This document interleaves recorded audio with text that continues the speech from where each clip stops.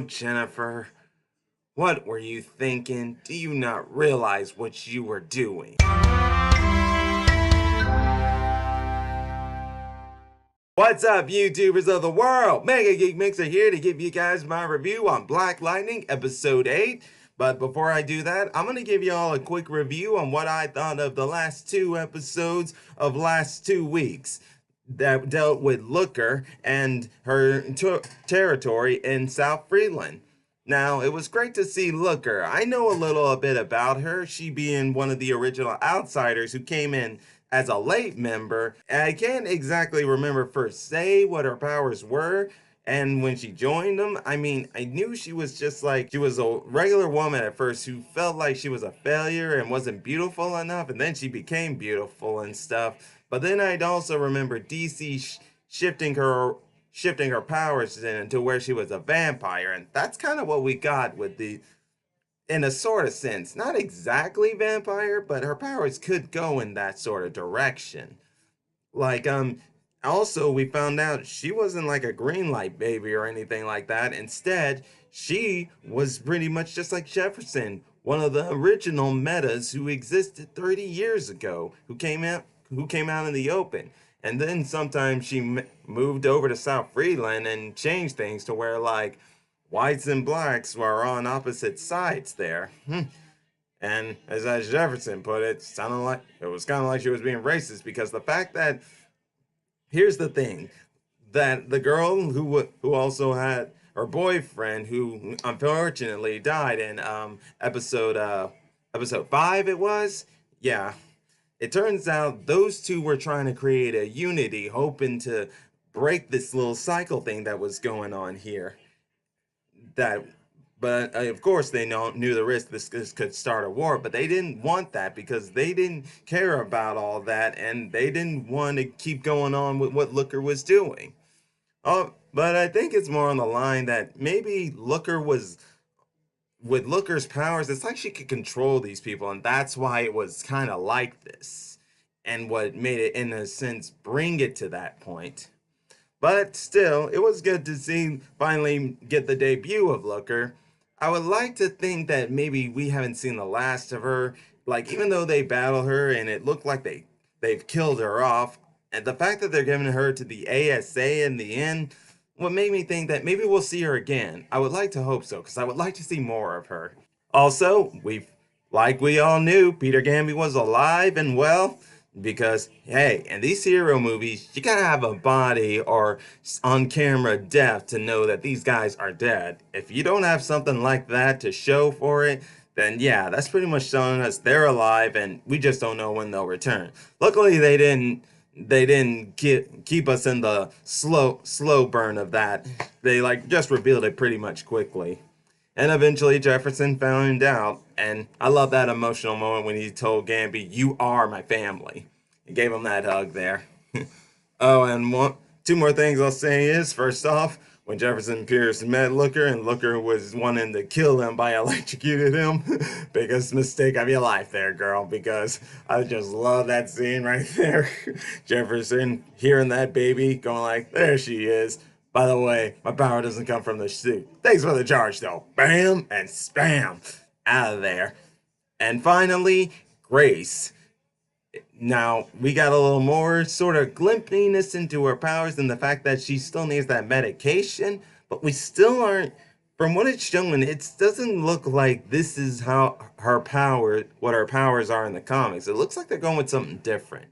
I'm sure come the next part of season 2, because we're getting the mid-season finale next week, they'll explore more into her and maybe, and this is going to find out, or she'll reveal it to in this set.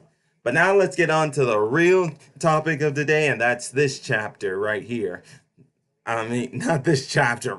Sorry, thinking of One Piece in my head there. Well, not quite really, but that, since they do say chapters in this title, maybe that's why it came to my head. But either case, this episode was focusing on Jennifer and Khalil trying to run away, and oh, very bad, poor decisioning right there, guys.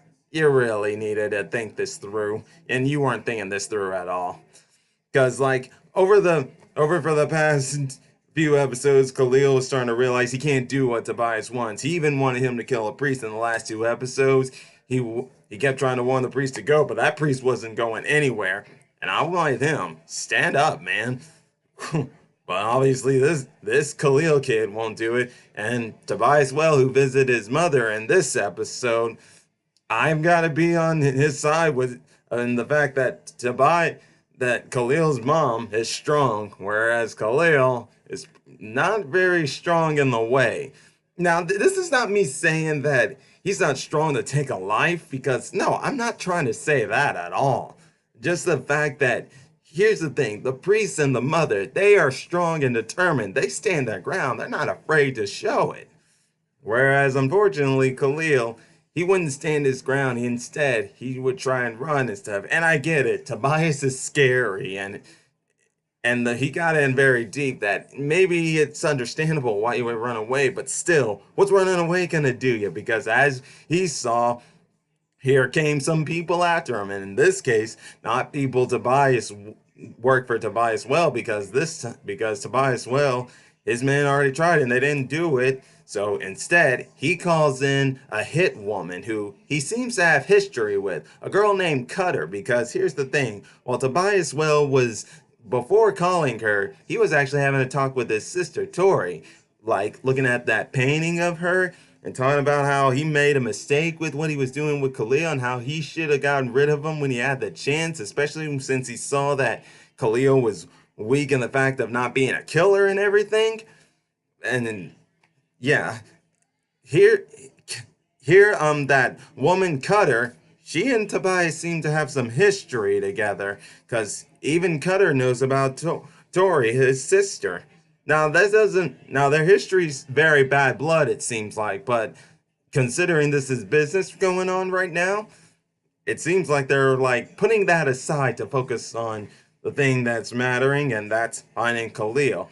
And first off, Khalil, you should have known you had a tracker in you. The mere fact that Jennifer even mentioned how that thing was in there when she was cutting your hair, you should have knew that, man. Come on, what was wrong with you on that? But hey, what I will say is though, I've been liking Khalil's action as Painkiller with his action sequences and stuff, like in the opening of this episode, how he was taking on all those gang members in that bar. That was the choreography for that was great, but it's nothing compared to the choreography he had when he finally went and confronted Tobias with their fist fighting and stuff and everything. Especially when Tobias was punching him repeatedly and made him break his fish tank.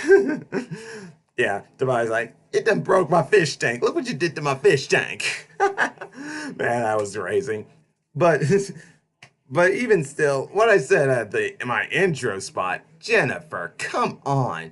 I mean, I can understand like why she's probably running away, and it probably dealt with what Anissa said, that she was probably feeling like her parents were treating her like a freak, and the fact they were keeping a prisoner there. And I gotta agree, you don't want to keep your kids prisoner. I mean, I get you trying to protect them, but you gotta let them out sometime, because if they just feel like a prisoner, when all these kids outside there get to have the fun and stuff, and they can't be a part of that, that makes them feel what's the best, secluded, like they can't be a part of that.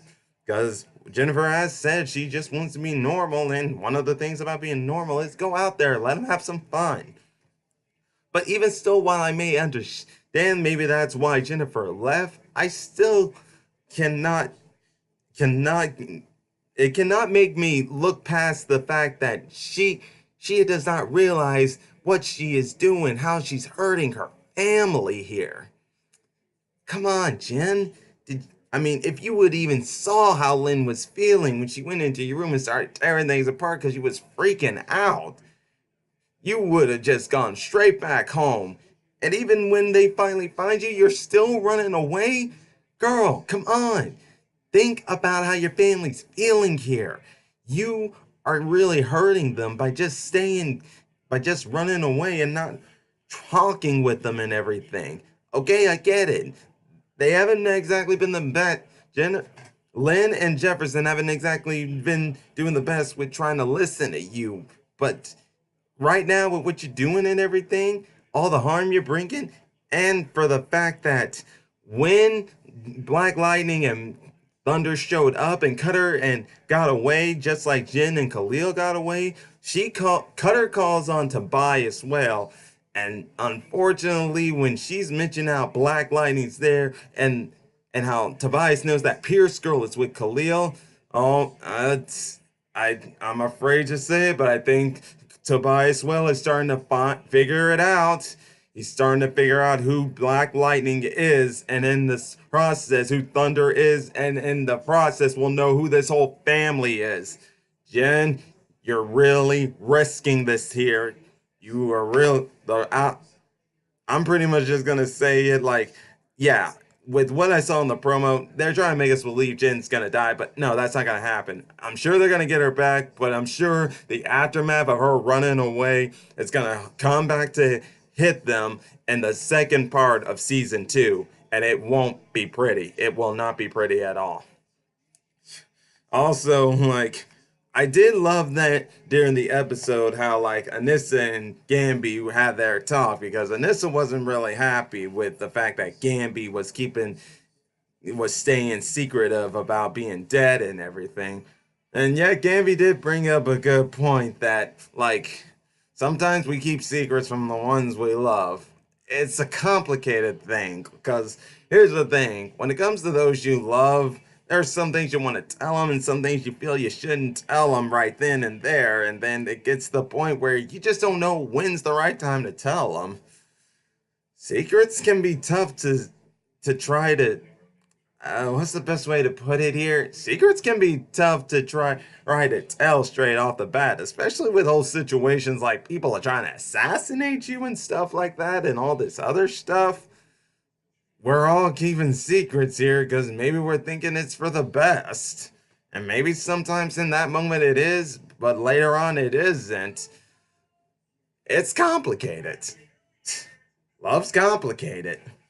But I will say this episode, it was really good. I did love it. And I'm hoping Jennifer will come to her senses soon.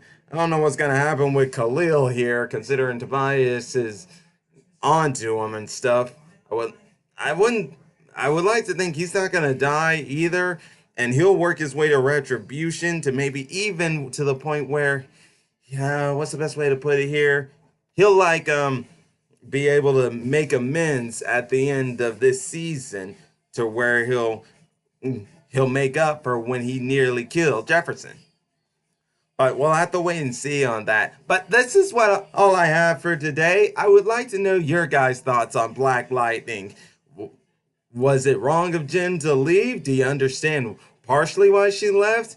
And do you think all these actions she did with running away are going to come back to haunt her later on? I would love to know what you guys thought about it. If you guys enjoy my videos, all you gotta do is subscribe to my channel, click the bell icon to be notified of when I make new videos, and until then, MegaGeek Mixer is signing out. Bye!